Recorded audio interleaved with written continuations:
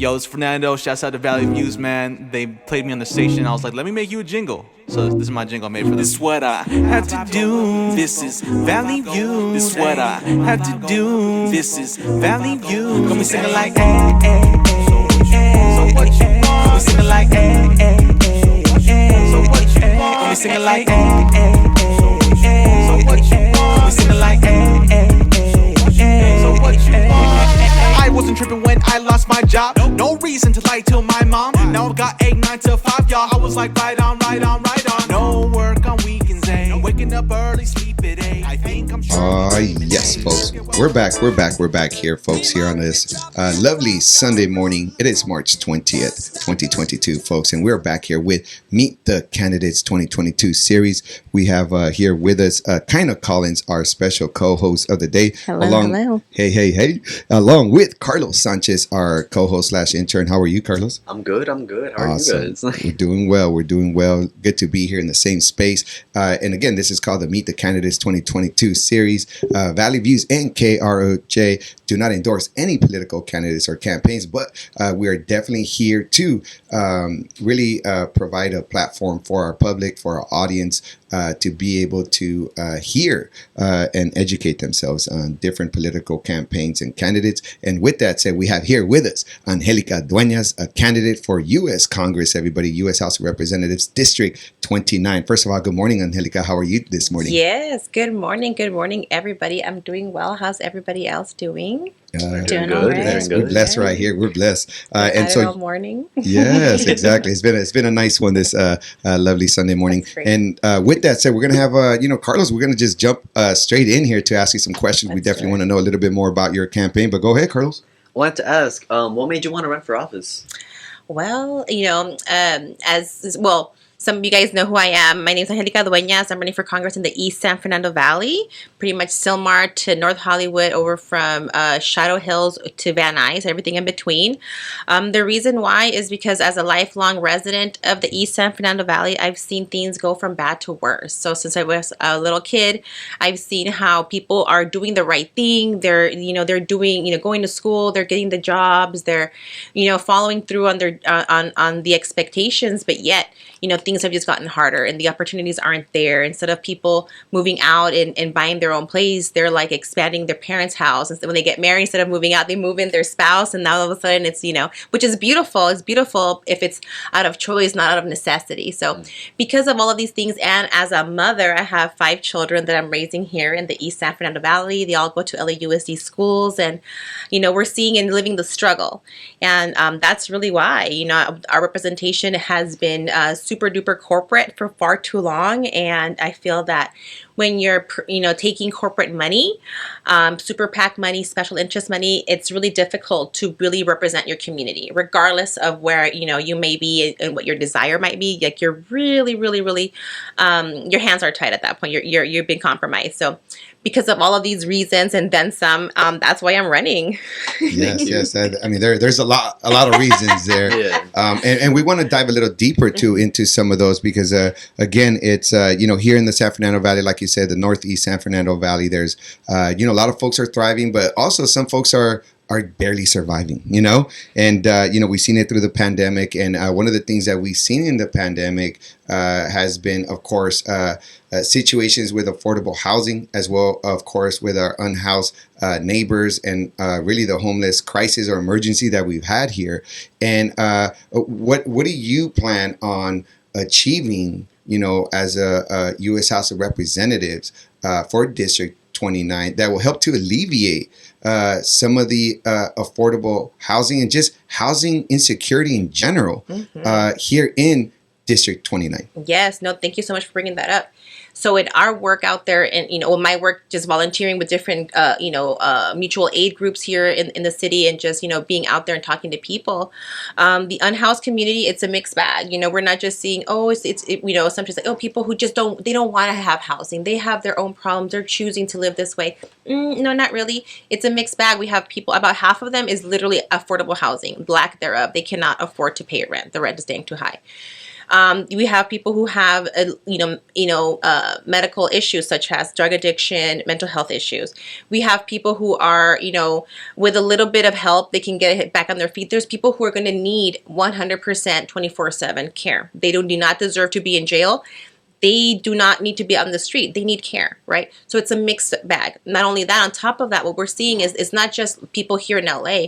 We're seeing people flocking to Los Angeles from all kinds of other places. Why? Because you're being persecuted for being poor, right? Poverty is now illegal. It's an act of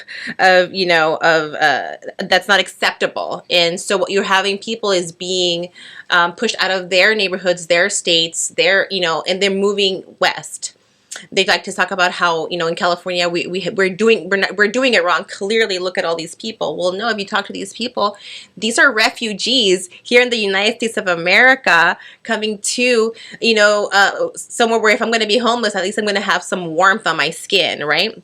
If I'm going to be homeless, at least I'm going to have a CalFresh card. There's a EBT and SNAP, or food stamps as they call it.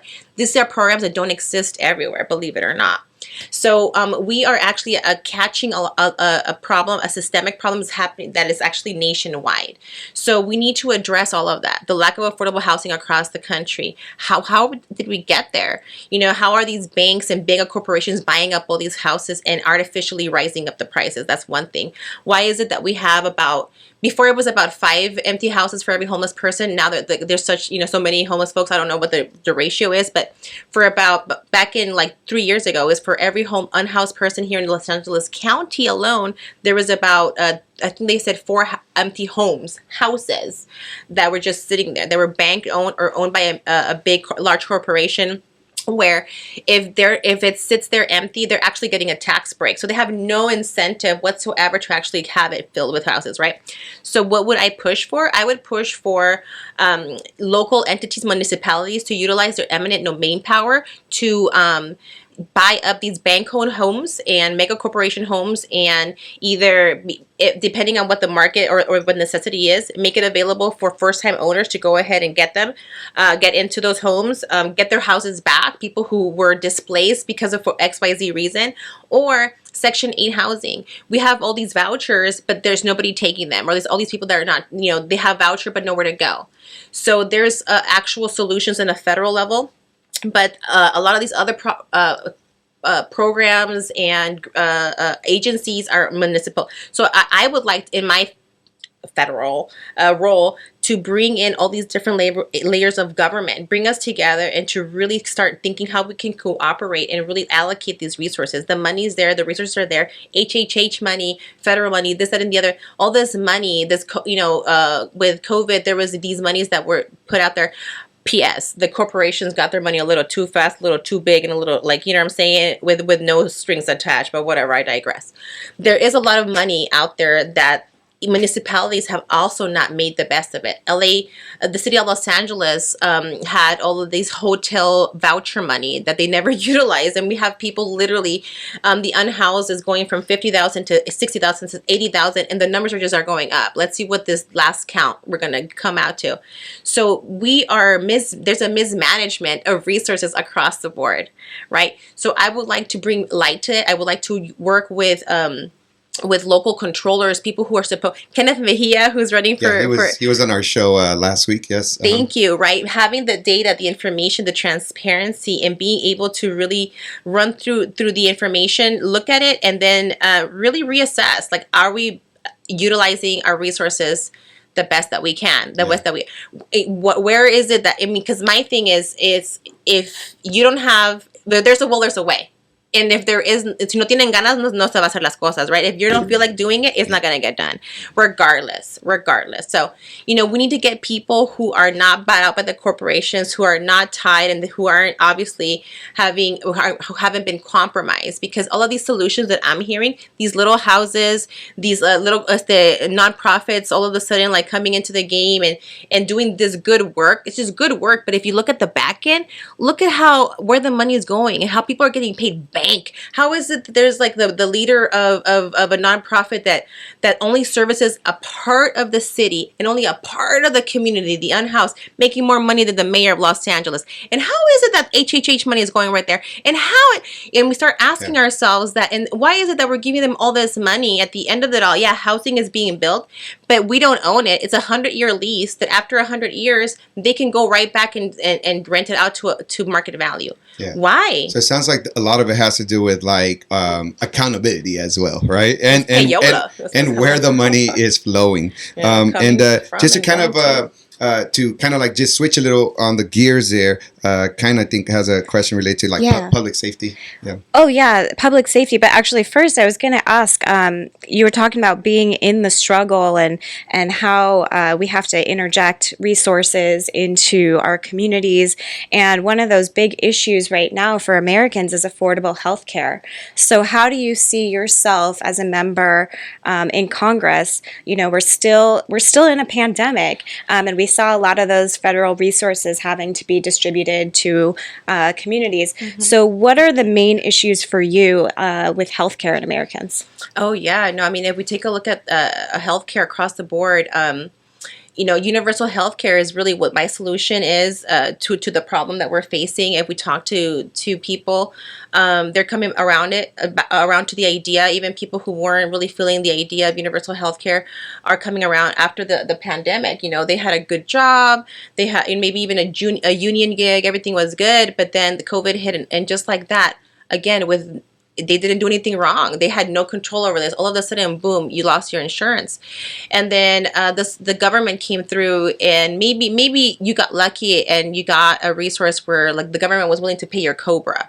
So you think, oh, well, that was nice. They helped me out. Did they help you out? Did they help out the insurance company? Because all of a sudden the insurance company, you know what COBRA means, is 110%. So they're paying more. The government is now paying more for the same coverage you were getting before. That's weird.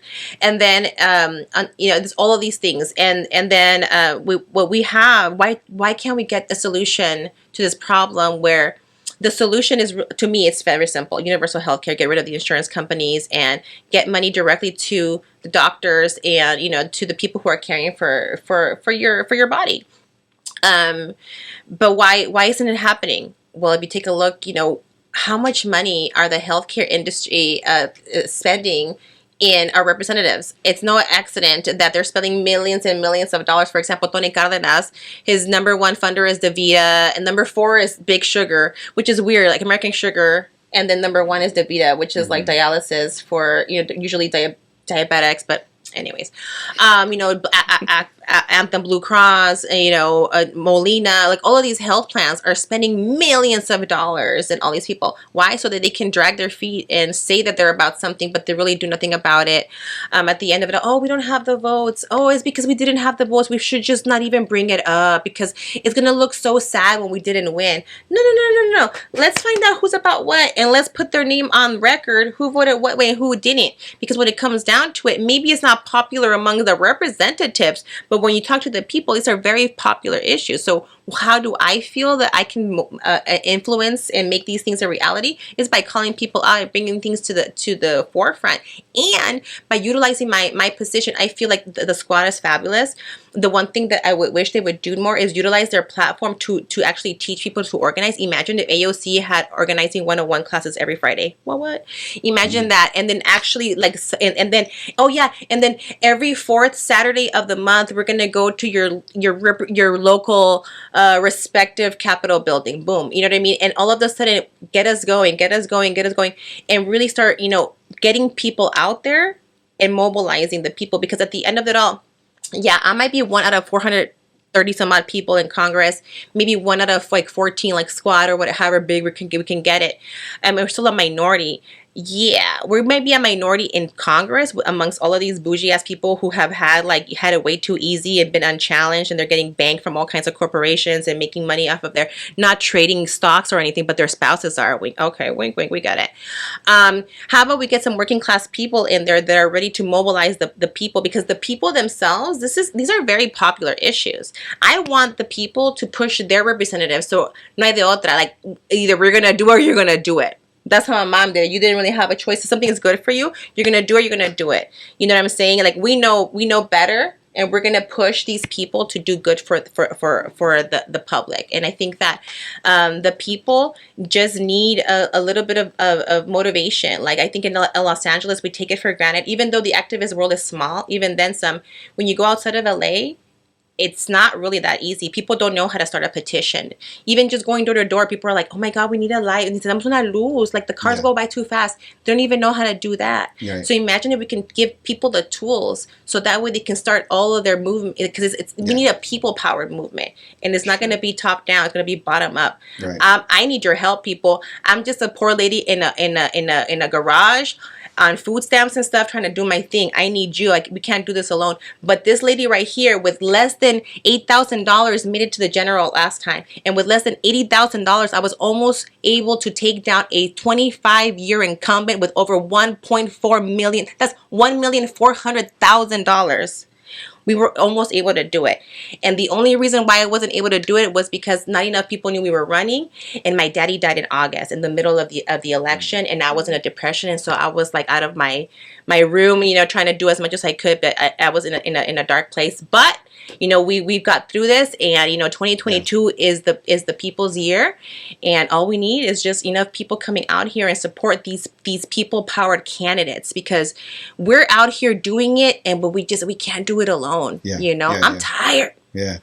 Well, we hear you, we see you, and we're gonna go ahead and why don't we have Carlos actually? Because Carlos, like I said, he's a senior in high school, about to go to college, and he has a question related to some of his future endeavors. I wanted to ask, how do you plan on assisting with student loan debt?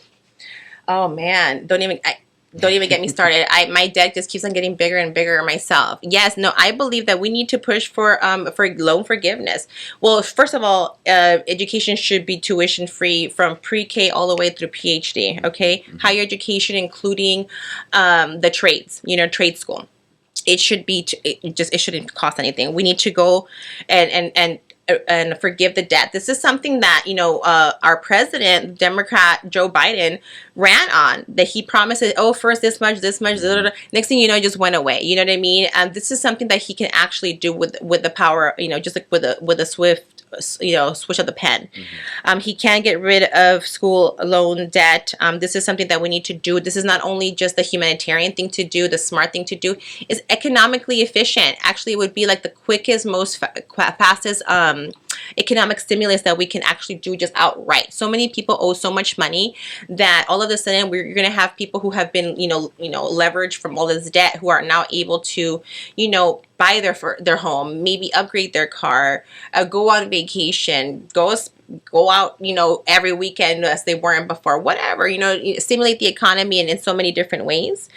We need to forgive it, and we need to push for that, and we need to hold people accountable. And I think that it's a disgrace when we have so many politicians like dangling the carrot, and at the end of it all expect us to just like, oh well, ni modo, like and then come back around and like you're gonna be about us the next time too, right? Because if you're not, it's your fault. No. We made a deal. You messed up, and we're gonna hold you accountable. And this is why I'm about supporting these working class, people powered candidates across the board. And I think that the people need to take over every single seat. Every single one, from all the way from dog catcher, municipal, county, city, federal, the whole bit. We coming. You know what I'm saying? Like I think the people need to come up, and it's hard, but it's not impossible. If a lady with 5 kids, with a husband that was laid off, with dealing with planning funerals, is that in the other, we got 43%. 43%. That's like 91,000 votes. Okay, imagine if we all came together. You know what I'm saying? And so it's possible. It's not easy, but it's not impossible, baby. And we're coming. Yeah, well, thank you for that response, and we'll go come back here to Kaina. Either I don't know if you want to on public got safety or something. education. I got something. Go for it, Kaina. Well, I hear you on that as a teacher. We're struggling right now, and especially in our classrooms. Teaching truth is not it's not accepted by everybody. But I did want to go back to the public safety. You talked about mobilizing people, and we saw over the last couple of years people mobilizing in the streets for what public safety means to them. So what does public safety mean to you? So I'm assuming that which is the elephant in the room, right? Which is defund the police. Where do I stand on that? I do support defund the police. What does that mean, right? People just like, oh, well, you take away their money? Okay, listen up. Like, I want to make sure that they have all the training, their equipment, the ability to take care of themselves. I'm trying to keep people safe, including police officers, right? I have people that I know that are police officers. We want to keep everybody safe, absolutely. But that means giving them proper training. That means having proper criteria to even like selecting people to be, a police officer. It shouldn't be easier or take lesser training to become a police officer than it is to be a barber. You know what I'm saying? Like, and I like, my hair, I guess, is kind of important, but not as important as, our public safety. I think that they should take more training to be able to handle, those types of calls. I believe that part of public safety is also mental health and dealing with mental health calls, right? How could we address the issue? I don't know. How could the details of it all, but I think that the funding should be appropriated appropriately to the needs of the community. And that means that allocating funds for proper dealing of mental health issues, that means also preventing crime. So that means that, appropriating funds for programs that would actually prevent crimes that are not related to law enforcement, such as making funds available, diverting funds from that, they get about 60% of our budget. So it's diverting funds to education, to job programs, to really making it so that our community is empowered.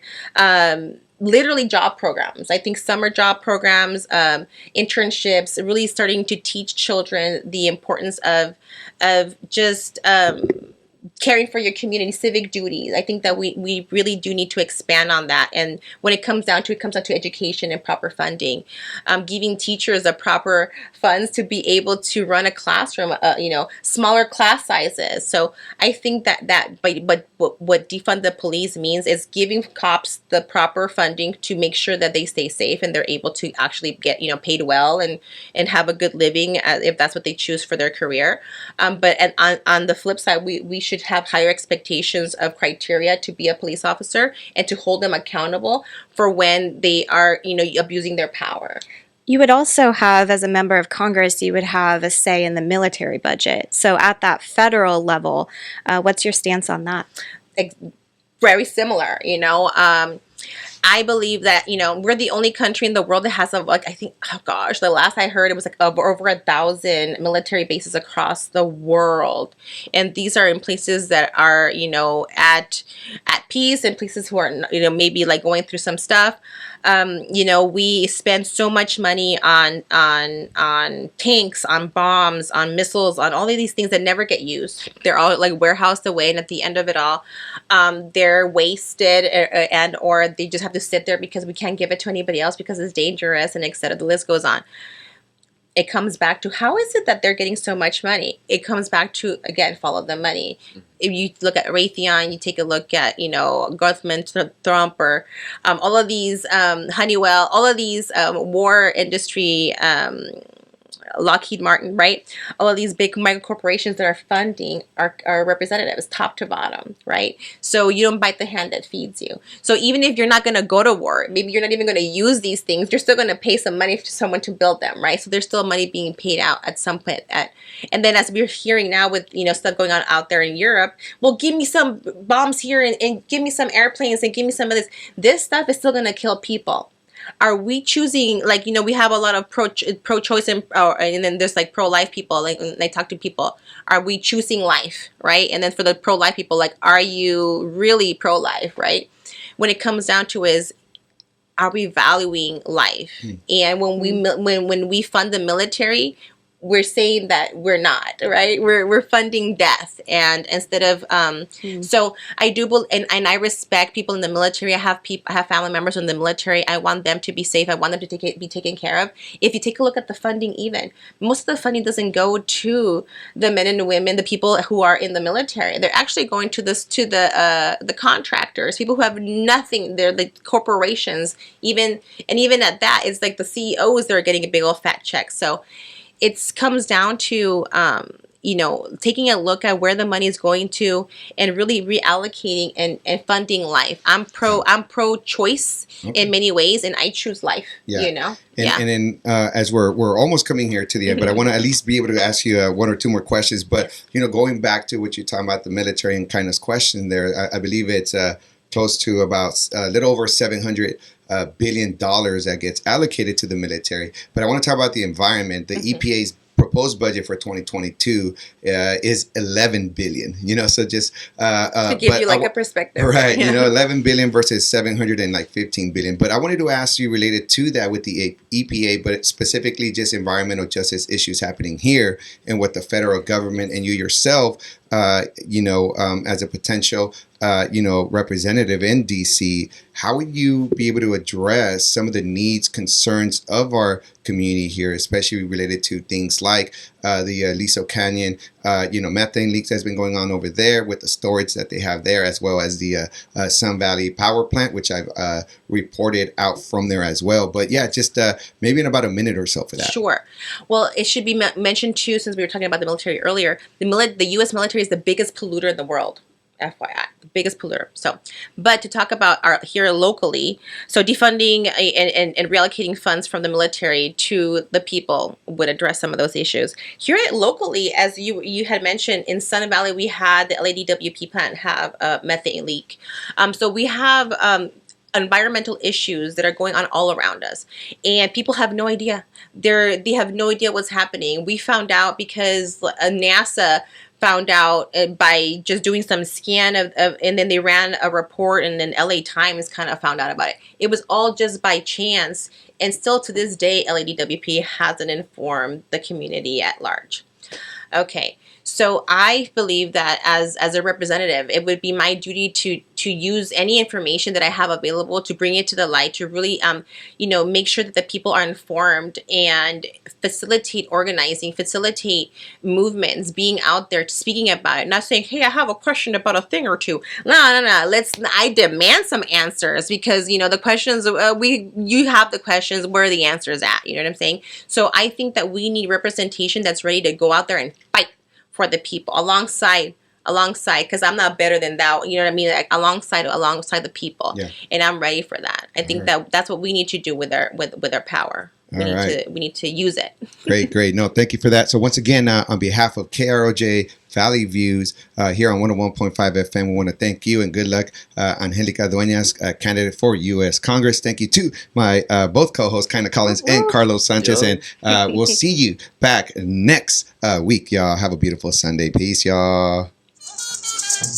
Yo, it's Fernando. Shouts out to Valley Views, man. They played me on the station. I was like, let me make you a jingle. So this is my jingle I made for them. This is what I had to do. This is Valley Views. This is what I had to do. This is Valley Views. Got me singing like, hey, hey, hey. So what you want? Got me singing like, hey, hey, hey. So what you want? Got me singing like, hey, hey, hey. So what you want? Got me singing like, hey, hey, hey. So what you want?